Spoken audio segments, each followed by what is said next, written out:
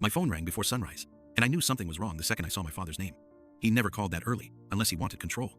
I answered, still half asleep, and didn't even get a hello. Your grandfather passed last night, he said, cold and efficient. The lawyer finalized everything. You're not included. For a moment, the world went quiet. Not because I believed him, but because, in the background, I heard my mother laugh. Not a shocked laugh. Not grief. Relief. Then her voice floated in, soft and satisfied. Well, that settles it. I could have screamed. I could have hung up. Instead, I slowly set the phone on the table in front of me. Because sitting across from me, very much alive, was my grandfather. He was calm, too calm, holding his coffee like he'd already seen this scene play out in his head. Between us lay two things: a sealed envelope from a law office, and a thin folder with no label. I slid the phone closer and put it on speaker. My father kept talking, listing assets like numbers on a spreadsheet. Property, accounts, land, everything except the truth. My grandfather listened without interrupting. His expression didn't change. Then he rested his fingers on the folder. I knew then. He had planned for this.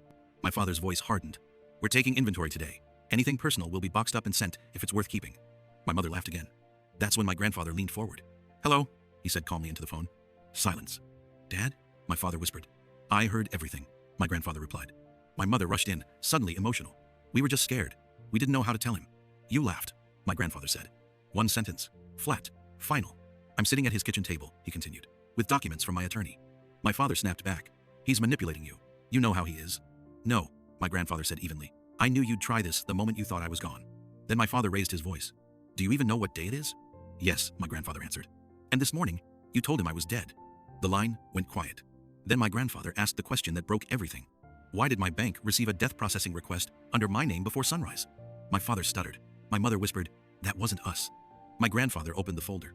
Automated fraud alert, he said calmly, triggered minutes after someone attempted to file my death. He paused. It lists your email address. My phone buzzed. Security alert. Remote camera. Motion detected. I opened the live feed. A locksmith was kneeling at my grandfather's front door. Behind him stood my father's cousin, watching the street. My stomach dropped. My grandfather glanced at the screen and nodded once. Record that, he said quietly. Then he picked up his phone and dialed another number. Sheriff's office, he said, voice steady.